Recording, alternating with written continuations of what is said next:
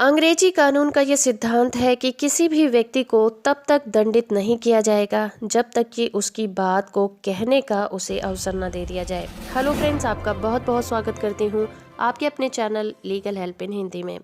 दोस्तों, आज के इस वीडियो में हम बात करने वाले हैं सुनवाई के अधिकार के बारे में। तो वीडियो को बीच में बिल्कुल भी स्किप मत करिएगा, चैनल से जुड़े रहिए। वीडियो अच्छा लगे तो आप इसे लाइक और शेयर भी जरूर करिएगा।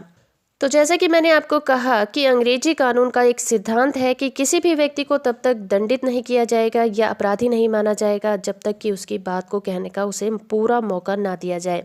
इसको हम इस तरह से भी कह सकते हैं, दूसरे पक्ष को भी सुनो। प्राकृतिक न्याय के सिद्धांत के अनुसार ये आशा की जाती है कि किसी भी निर्दोष व्यक्ति को दंडित न किया जाए। इसे उचित सुनवाई का अधिकार कहा जाता है। सुनवाई के सिद्धांत को प्रशासनिक न्याय का एक बहुत ही महत्वपूर्ण सोर्स माना जाता है। सुनवाई का अधिकार एक प्रक्रिया संहिता है जो सूचना से लेकर अंतिम निर्णय तक के हर एक स्टेज में आता है। ये सिद्धांत प्रशासन की मनमानी के खिलाफ उस कंडीशन में एक मजबूत रक्षा का उपाय प्रदान करता है जब उसके द्वारा किसी व्यक्ति के व्यक्तित्व और संपत्ति को नुकसान पहुंचाने का डर रहता है। भारत संघ वर्सेस जीसस सेल्स कॉरपोरेशन में सर्वोच्च न्यायालय ने कहा कि किसी भी व्यक्ति के खिलाफ कोई आदेश पारित करने से पहले उसे सुनवाई का उचित अवसर दिया जाना जरूरी है। ये प्राकृतिक न्याय के नियमों का पालन करता है। इसी तरह से भारत संघ वर्सेस टी.आर. वर्मा के केस में न्यायाधीश वेंकटरमन अय्यर ने अपना कहा था कि नैसर्गिक न्याय के नियमों के अनुसार ये अपेक्षा की जाती है कि हर एक पक्ष को उसका सुसंगत एविडेंस जिस पर वो निर्भर करता है पेश करने का अवसर दिया जाए। विरोधी पक्ष का एविडेंस उसकी उपस्थिति में लिया जाना चाहिए जिसकी दूसरे पक्ष ने परीक्षा की हो और किसी भी तथ्य को उसके खिलाफ उसका परीक्षण करने का अवसर दिए बिना उस पर विश्वास नहीं करना चाहिए। यहाँ पर उन्होंने कहा, दूसरे पक्ष को भी सुनो, और इस नियम को प्रतिपादित किया। इसी तरह से ऐसे बहुत से केस हैं जिन्होंने अपने निर्णय में ऐसा कहा, जैसे कि D K. Yadav versus J M A. Industry limited case में कहा गया, हर एक मामले में मूल बात पर ध्यान देना चाहिए कि क्या प्रभावित व्यक्ति को अपना पक्ष को पेश करने का अवसर दिया गया है। चलिए अब बात करते हैं सुनवाई के अधिकार के आवश्यक तत्वों के बारे में। पहला है प्रायर नोटिस। असाधारण परिस्थितियों को छोड़कर सभी तरह के मामलों में हर एक व्यक्ति को उसके नागरिक अधिकार प्रभावित हों, जिसमें उसके नागरिक अधिकार प्रभावित होते हों, उस केस से निपटने के लिए उचित सूचना दिया जाना चाहिए। इसके रिलेशन में प्राकृतिक न्याय के सिद्धांत की ये मान्यता है कि जिस व्यक्ति के हित किसी कार्य से प्रभावित होते हैं, उस व्यक्ति को उसके खिलाफ होने वाली किसी भी कार्रवाई की पहले से सूचना जरूर मिलनी चाहिए। सूचना देने का मतलब यही होता है कि जिस व्यक्ति पर कोई अभियोग लगाया गया है तो उस अभियोग के रिलेशन में सभी तथ्यों की सही जानकारी उस व्यक्ति को दी जानी चाहिए। इसका मतलब ये है कि किसी भी व्यक्ति को बंदी किया जाए तो उसको बंदीकरण किए जाने के आधार बताए जाएं। किसी अभियोग की सूचना से प्रस्तावित कार्यवाही का वर्णन होना जरूरी होता है। दूसरा है व्यक्तिगत सुनवाई। व्यक्तिगत सुनवाई मौखिक होती है, परंतु उसे अधिकार के रूप में नहीं माना जा सकता।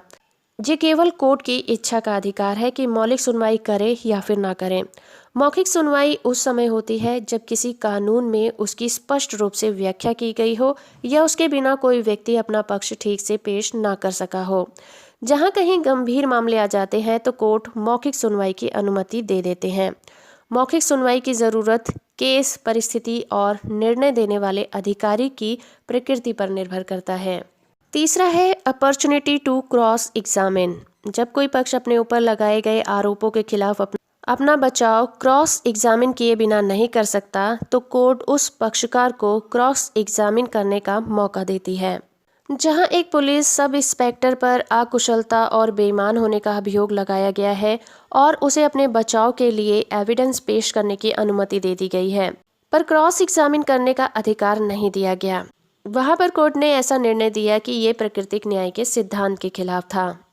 लेकिन हमें ध्यान देना चाहिए कि ये हमेशा जरूरी नहीं होता कि क्रॉस एग्जामिन का अवसर दिया जाए। अगर किसी बात की कंडीशन ऐसी हो कि क्रॉस एग्जामिन का अवसर देने से लोक मर्यादा या प्रतिष्ठा भंग होने की संभावना हो तो कोर्ट क्रॉस एग्जामिन करवाने से इनकार कर सकता है। फिर है बचाव का उचित अवसर देना। प्राकृतिक न्याय के सिद्धांत के अनुसार जिस व्यक्ति पर आरोप लगाया जाता है उसे बचाव करने का उचित अवसर दिया जाना चाहिए, क्योंकि बचाव करने के लिए उसको संबंधित अभिलेख, एविडेंस और गवाह पेश करने होते हैं, जिसके लिए काफ़ी समय की भी ज़रूरत होती है। उचित अवसर का अर्थ उस समय से होता है जिसमें कि अभियोगी अपने बचाव के पूरे साधन जुटा सकता है। राम सिंह चौहान वर्सेस मध्य प्रदेश राज्य के केस में मध्य प्रदेश हाई कोर्ट ने कहा कि किसी भी व्यक्ति को नौकरी से निकालने से पहले कारण बताओ नोटिस में उसे निकालने के पर्याप्त कारण को स्पष्ट करना जरूरी है। इसके अलावा उस संबंधित अधिकारी द्वारा लगाए गए आरोप की सूची और उसकी रिपोर्ट भी दी जानी चाहिए। अगर ऐसा नहीं किया जाता तो नौकरी से निकाला जाना अनुचित और अवैधानिक होगा। अनुच्छेद 311 क्लॉज 2 में कहा गया है कि कोई भी ऐसा व्यक्ति अपने स्तर से गिराया नहीं जाएगा जब तक कि उसे सुनने का अवसर प्रदान न किया जाए, जिसके द्वारा वो अपने खिलाफ सफाई पेश कर सके। चलिए अब जान लेते हैं इसके कुछ एक्सेप्शंस। ये जो नियम है सुनने का अधिकार का, ये नियम कुछ मामलों पर लागू नहीं होता। जैसे नंबर 1, जहां कोई व्यक्ति दुष्चरित्रता के आधार पर निष्कासित किया जा रहा हो जिसके कारण उसे दंडित किया गया हो। नंबर 2, जहां उस व्यक्ति का श्रेष्ठ पदाधिकारी उसे निकालने के लिए अधिकृत किया गया हो और किन्हीं कारणों से उसे निकाला जा रहा हो, उसे सुनना तर्कपूर्ण और उचित ना समझा जाए।